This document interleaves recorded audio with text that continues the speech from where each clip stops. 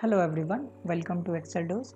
In this video we'll see which lookup function is better, either it's XLOOKUP or it's a VLOOKUP. I will also explain you like how we'll use XLOOKUP in Excel, so let's start with this.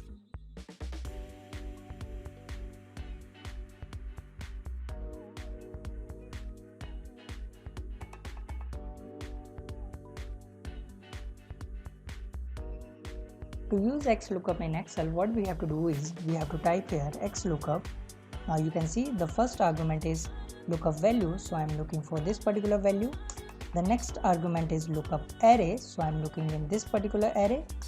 And the next argument is return array. In the return I need the unit price, so I will select this complete array.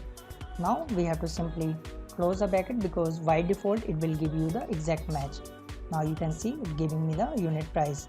Now we have to use a VLOOKUP. We all aware about like how to use a VLOOKUP. I will type here VLOOKUP. The first argument is lookup value, so our lookup value is this one. The next argument is table array. Our table array is this one. Now the third argument is column index number, so I am looking for unit price, so our column index number will be 3, so I will type here 3.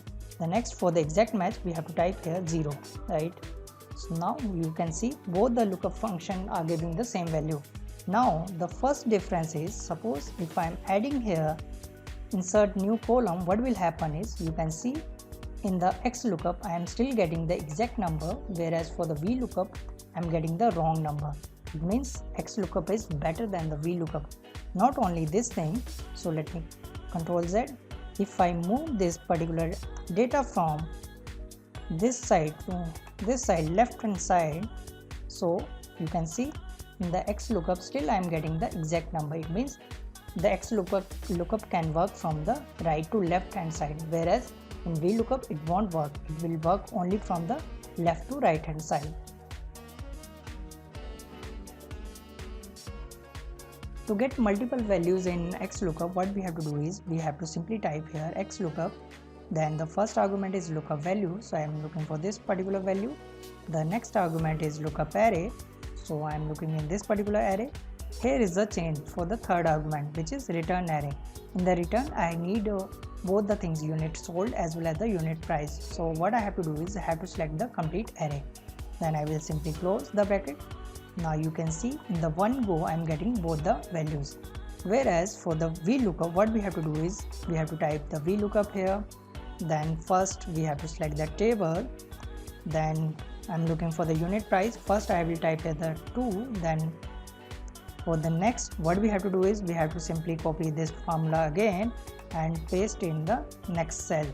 It means we are doing the work again and again. Now only thing is we have to change here the number to 3. Now you will get the unit price, right? Whereas in the XLOOKUP, in the one go only you can get the multiple values.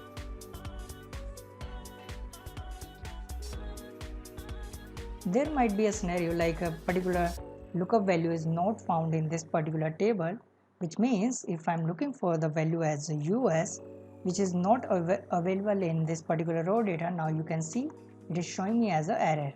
Now in the XLOOKUP there is an inbuilt argument which is if not found. Now I will tell you like how to use this particular argument.